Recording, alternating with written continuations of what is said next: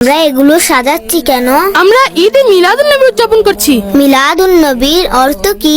মিলাদুন্নবীর অর্থ হলো জন্মদিন উপলক্ষে খুশি উদযাপন করা, কিন্তু কার?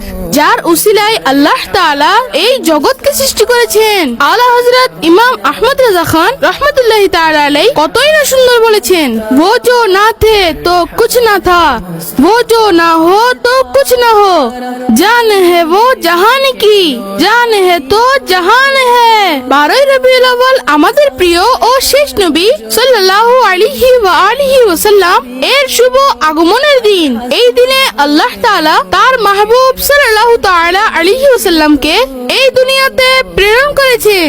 আল্লাহ তাআলা ইরশাদ করেন, ওয়া আম্মা বিনি'মাতি রাব্বিকা ফাহাদ্দিস, আর আপন প্রতিপালকের নিয়ামত সমূহের বেশি বেশি চর্চা করো। আমরা ওই নিয়ামত সমূহের শুকরিয়া আদায় করছি। সমগ্র দুনিয়াকে জানিয়ে দিতে চাই যে আল্লাহ তাআলার সবচেয়ে বড় নিয়ামত আমাদের কাছে এসেছে, আর নিয়ামতের চর্চা করা আল্লাহ তাআলার শুকরিয়া আদায়ের পদ্ধতি। প্রতি বছর কেন উদযাপন করি? আল্লাহ তাআলার প্রিয় ও সর্বশেষ নবী সাল্লাল্লাহু আলাইহি ওয়াসাল্লাম সোমবার দুনিয়াতে তশরিফ এনেছেন। তিনি সাল্লাল্লাহু তাআলা আলাইহি ওয়াসাল্লাম প্রতি সোমবার রোজা রেখে নিজের মিলাদ উদযাপন করেছেন। আমাদেরও কি 12 রবিউল আউয়ালের দিন রোজা রাখতে হবে? অবশ্যই আমাদের আল্লাহ তাআলার শুকরিয়া আদায়ের জন্য 12 রবিউল আউয়ালের দিন নফল রোজা রাখা উচিত।